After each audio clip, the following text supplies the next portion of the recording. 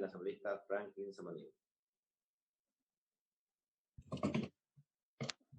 Muchísimas gracias, señor presidente, compañeros asambleístas, compañeros y compañeras todas, al pueblo ecuatoriano.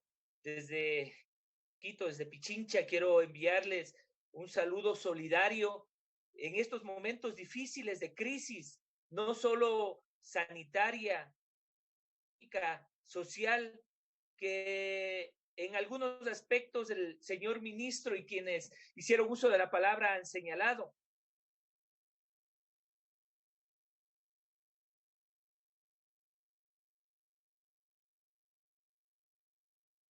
El Ecuador en este momento tiene consecuencias ya de la crisis.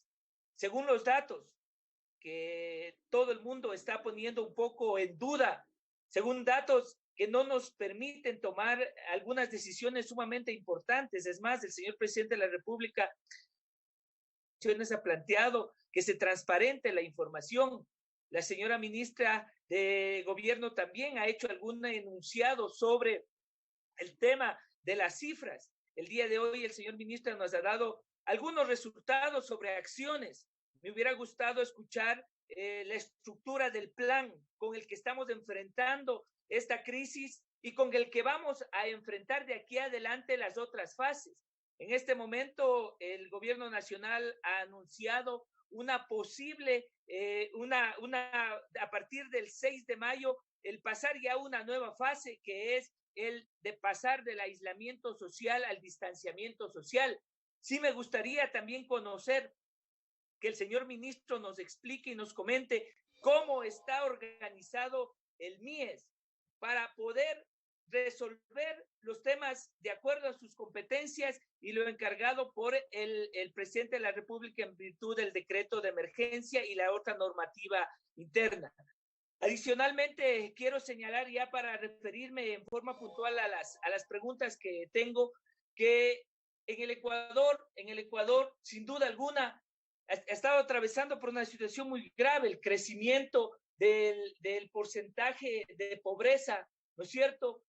La determinación de algunos elementos que lo que han permitido es, desde la precarización, desde en este momento ya de crisis, tener según la proyección que ha entregado el mismo gobierno, casi 500,000 personas, un poco más, que se proyecta saldrían al desempleo y 200,000 personas que entrarían en el subempleo. Esto lo que hace también es precarizar la situación de la familia ecuatoriana en estos niveles y en esta situación de pobreza y en esta situación de crisis. Me preocupa mucho el tema del cambio de situación o de etapa en este momento de la crisis. Me preocupa mucho pasar del aislamiento social sin una orientación clara, determinada, sin que el gobierno nacional deje de lado su responsabilidad y se la quiera trasladar a los gobiernos cantonales, a quienes se les está determinando, si bien con la entrega de la información que también está en análisis sobre la realidad de los datos exactos que deberíamos tener, esto también le inmiscuye al MIES en relación al tema descentralizado y con lo que tiene que ver con los COEs cantonales, cantonales, provinciales y el COE nacional. Así es que, sin duda alguna, yo no estoy poniendo un velo de duda, valga la redundancia, sobre las dudas que ha entregado el señor ministro. Sin embargo, como digo, sí me hubiera gustado escuchar cuál es la planificación que se tiene para este cambio de situación en este momento.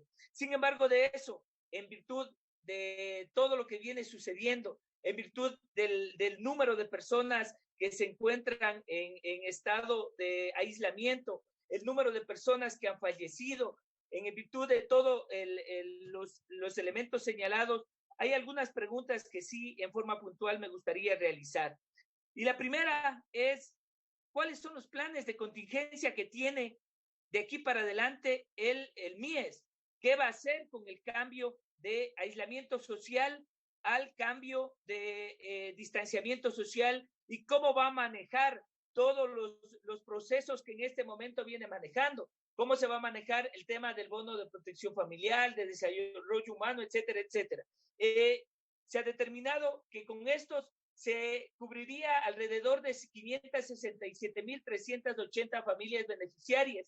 Ahí se ha determinado también que hay 400.000 familias que recibirían $60 cada mes.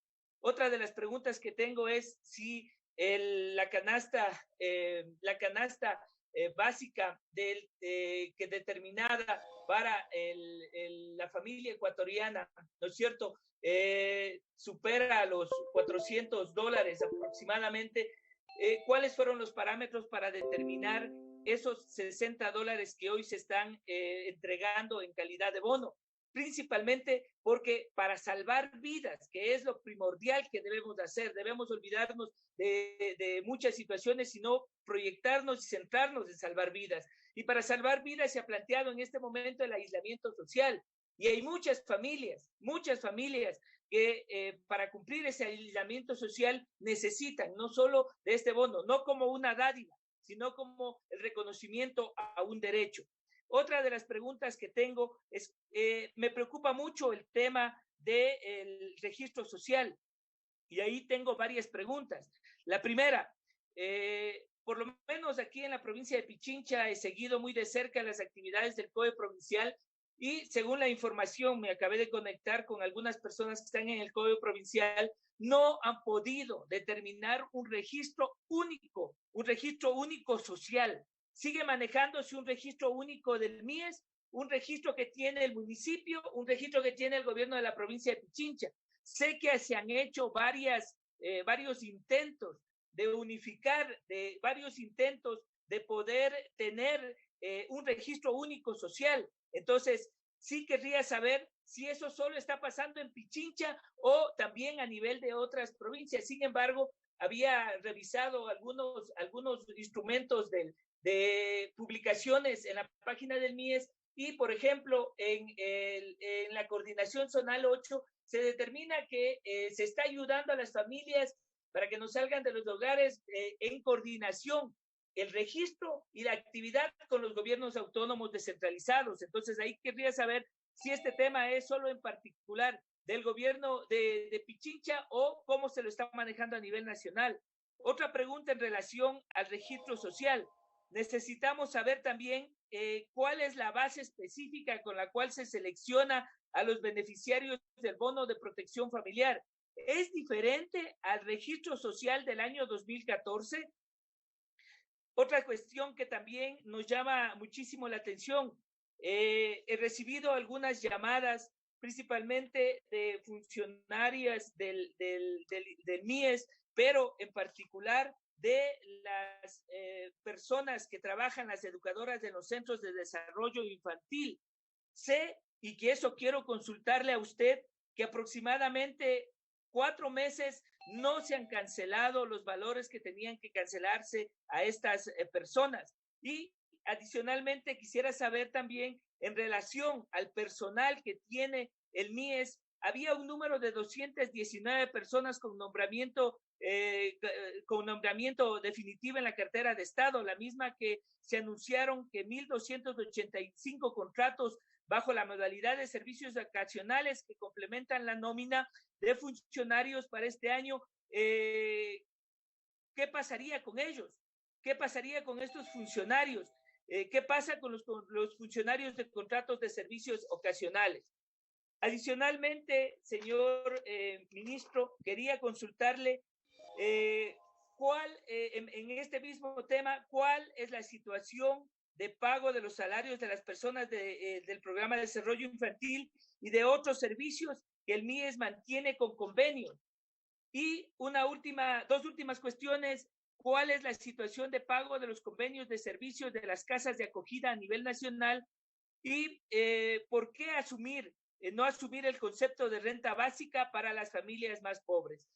Señor ministro, hay varias preguntas. Los compañeros del trabajo autónomo también me han pedido que le traslade la inquietud de cómo ustedes en el registro social identifican a las personas, a los comerciantes autónomos y de transportación pública, cómo se está verificando que los bonos lleguen y además hay personas que nuevamente he recibido también información sobre personas que aparentemente no deberían cobrar ese bono y que efectivamente lo estarían haciendo. Entonces, señor ministro, yo más bien pedirle por favor en estas inquietudes que sin duda alguna lo que quieren hacer es más bien orientar primero la articulación con los niveles de gobierno en cada uno de los territorios. Por eso la pregunta sobre la unificación del registro social en los niveles de gobierno, y en segundo lugar también conocer sobre la situación de los niños, niñas y adolescentes en el país y que son beneficiarios de los servicios que hemos determinado en virtud de las preguntas señaladas. Solo una última cuestión, señor presidente y compañeros. Creo que este momento es importante aunar esfuerzos para poder salir de esta situación crítica. Esta situación no la vamos a superar en un mes, no la vamos a superar en 2 meses, pasará mucho tiempo hasta que aprendamos a vivir con lo que viene sucediendo. Ahora, en el último tema que quiero tratar es sobre el cambio del aislamiento social al aislamiento, al distanciamiento social. Hay varios parámetros que se han determinado. Señor ministro, ¿cuáles son los parámetros desde el área social que se han determinado, se han ubicado para ha concluido su tiempo. Poder dar este paso? Bueno, señor presidente, yo más bien quiero agradecerle y ojalá estas preguntas que se han trasladado sirvan para que podamos aunar esfuerzos y superar esta grave crisis y enfrentarla de la mejor manera en las nuevas etapas que se vienen. Muchísimas gracias.